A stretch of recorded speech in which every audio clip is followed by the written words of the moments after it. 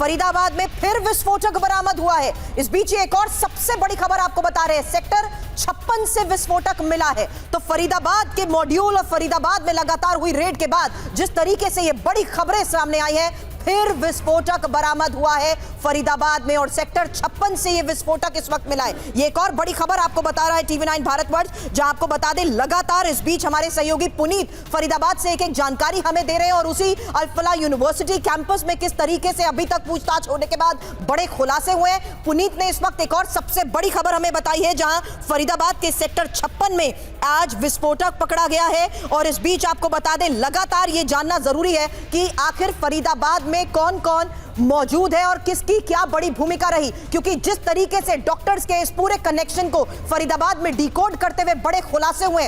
कुछ मिनट पहले हमने आपको बताया कि किस तरीके से यूनिवर्सिटी की लैब में भी क्या विस्फोटक बनाए गए, इसको लेकर अब जांच का दायरा बढ़ रहा है। लेकिन फरीदाबाद के सेक्टर 56 में मिले विस्फोटक पर ही एक और बड़ी खबर के साथ मेरे सहयोगी पुनीत हमारे साथ है। बताएं पुनीत। देखिए, ये तीसरी जगह है फरीदाबाद में जहां पर लगातार दूसरे दिन विस्फोटक मिला है। बड़ी संख्या में मात्रा में यहां पर भी विस्फोटक मिला बताया जा रहा है। सेक्टर 56 का ये घर है और जिसका घर है वो मकान मालिक बल्लभगढ़ में रहता है। इसके अलावा उसके सेक्टर में कई सारे मकान हैं, तो एक मकान से ये विस्फोटक मिला है। इससे पहले आपको बता दूं कि धौज इलाका जहां पर ये यूनिवर्सिटी है वहां से पहले 360 किलोग्राम विस्फोटक कल मिला था। फिर शाम होते होते तकरीबन 2563 किलो विस्फोटक जो था वो मिला फरीदाबाद से, यानी 2900 किलो विस्फोटक कम नहीं होता। और इसके बाद अब आज लगातार दूसरे दिन ये तीसरी जगह से विस्फोटक मिला है सेक्टर 56 के मकान से। तो जाहिर तौर पर यह साफ होता जा रहा है कि फरीदाबाद को कहीं ना कहीं अब इन टेररिस्ट ने अपना गढ़ बना लिया था और स्लीपर सेल भी कहीं ना कहीं जो है इनकी मदद कर रहे थे और इसी वजह से स्लीपर सेल के जरिए जो है इसको इस वक्त जो विस्फोटक है उसको रखा गया है। कुछ लोगों को भी हिरासत में लिया गया है, लेकिन अभी ये कंफर्म नहीं हुआ है।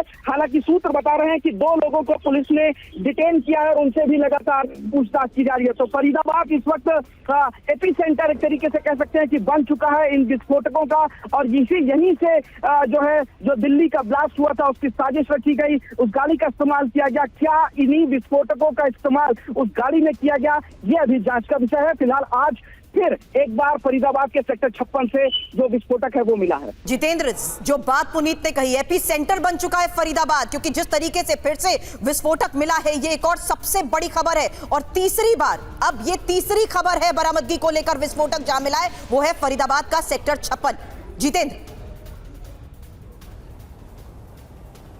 जी बिल्कुल, देखिए सबसे पहले तकरीबन 360 किलो अमोनियम नाइट्रेट मिलना, इसके बाद तकरीबन 2500 किलोग्राम के करीब अमोनियम नाइट्रेट मिलना और आज फिर से।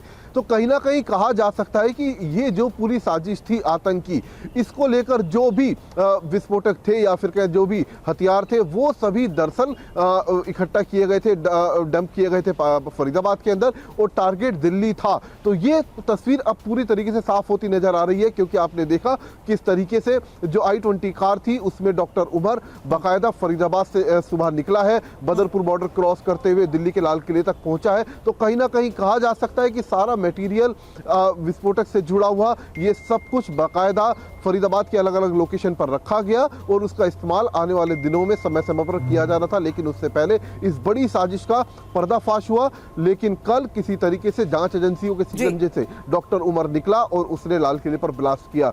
लेकिन अभी भी इस मॉड्यूल के जांच एजेंसी को शक है कि कुछ और लोग हैं जो अलग अलग इलाकों के अंदर छिपे हो सकते हैं, तो लिहाजा उनको लेकर भी लगातार रेड्स और उनके संभावित ठिकानों पर कार्रवाई जांच एजेंसी सुरक्षा बलों के द्वारा की जा रही है।